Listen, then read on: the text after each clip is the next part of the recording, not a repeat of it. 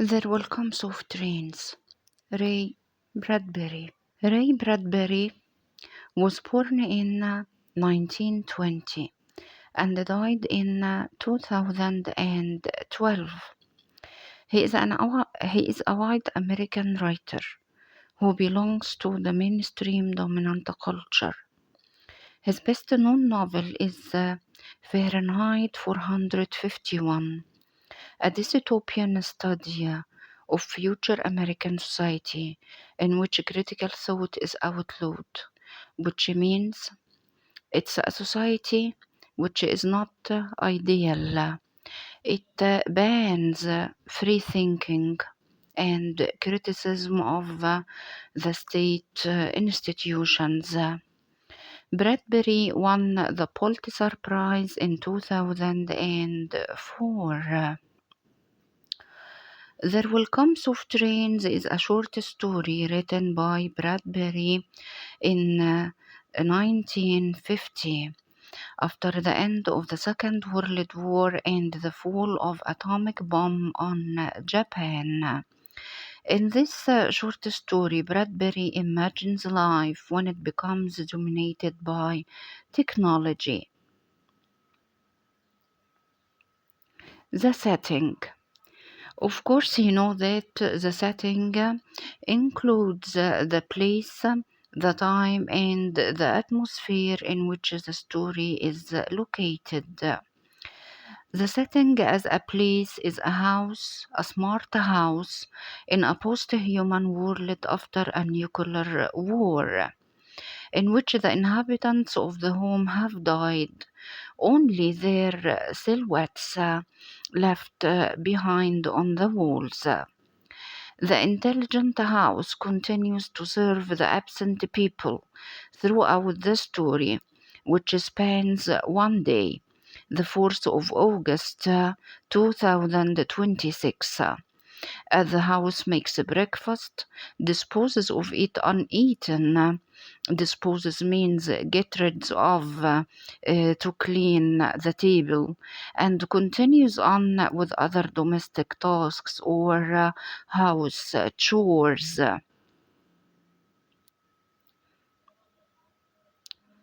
The plot. The story starts at 7 o'clock. At this time, the house announces that it's time to get up. In the living room, the voice clock sang, tick tock, 7 o'clock, time to get up, time to get up. 7 o'clock, it were afraid that nobody would. The morning house lay empty. The clock ticked on, repeating and repeating its sounds into the emptiness. 7, 9, breakfast time. 7, 9. The voice of the clock is a reminder of the existence of science and technology in our life. It's science and technology that regulates man's existence. Of course, what is left from the house is the remain. The entire west face of the house was black as a result of the pollution resulting from the nuclear weapon. Save for ما عدا 5 places still further over, their images burned on wood in one titanic instant. Titanic means huge. A small boy, hands flung into the air. Higher up, the image of a thrown ball, and opposite him a girl, hands raised to catch a ball which never came down. This means that at the time of throwing this atomic bomb, people were used to live their ordinary life, such as those children playing. Then The starved and sick family dog makes its way back to the house only to die, which means it's very loyal to the family members even after their death. Its corpse swiftly removed by the house automated cleaning robots. The dog ran upstairs, hysterically yelping to each door, at last realizing as the house realized that only silence was here. The dog frosted at the mouse, lying at the door, sniffing, its eyes turned to fire. It ran wildly in circles, which means amazement, biting at its tail, spun in a frenzy, which means madness, and died. It lay in the parlor for an hour before its removal. In the evening, the house reads the poem There Will Come Soft Rains by Sarah Teasdale, underlining the aim of the story that man, despite all of his achievements, will be forgotten the second he is gone. Actually, the house is used to read a poem every day evening in case Mrs. and Mr. Macklin doesn't choose a poem, the house chooses randomly. In the end, the house catches on fire when a tree branch falls through a window and smashes into cleaning solvents, causing a chemical reaction. Though the house attempts to save itself with chemical extinctions مطفئات كيميائية, it quickly succumbs خضع to the blaze للهب. Now the fire lay in beds, stood in windows, changed the colors of drapers, which means fire dominated the house, and of course, fire is the symbol of destruction. The recorded voice of the house persists, which means continues, telling out the date over and over again. Today is the 5th of August 2026. Today is the 5th of August 2026. Smoke and silence. It's an alliteration.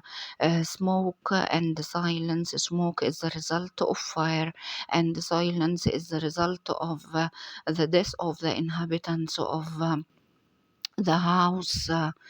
A great quantity of smoke, it refers to pollution resulting from the use of chemical solvents. It's similar to the smoke resulting from the fall of the atomic bombs. Dawn showed faintly. Um, Faintly means in a fragile or weak sense. In the east, among the ruins, الأنقاض, one wall stood alone. Within the wall, a last voice said over and over again, even as the sun rose to shine upon the heaped rubble and steam. rubble means ruins. الأنقاض بتاعة البيت and steam البخار أو الدخان. What about the theme of this short story? It's about the idea of empowerment of nature, the strength of nature, which is revealed through spring, dogs, birds, the winds, and the tree. Nature here stops caring for man because man stops caring for nature. Man cares only for materialistic and scientific life. Man tries to control nature by technology, but nature defeats both man and technology. Nature is permanent. At the end, what destroyed this highly developed house is a small branch of a tree moved by the wind. The tree and the wind are aspects of the empowerment of nature. The genre or the literary type of this short story. This short story belongs to the genre of science fiction, خيال علمي, which is based on combining imagination with technology. In this short story, Bradbury imagines life when it becomes dominated by technology. The smart house with its robots and service and protection system is a manifestation of technological advance. Manifestation means an image. The irony. Irony, as you know, means the reversal of expectation or appearance versus reality. Though being sensitive to time and even the weather, this smart house fails to register or to sense the absence of its owners. The house is supposed to be smart, yet it never realizes that the family it's responsible for is dead and gone.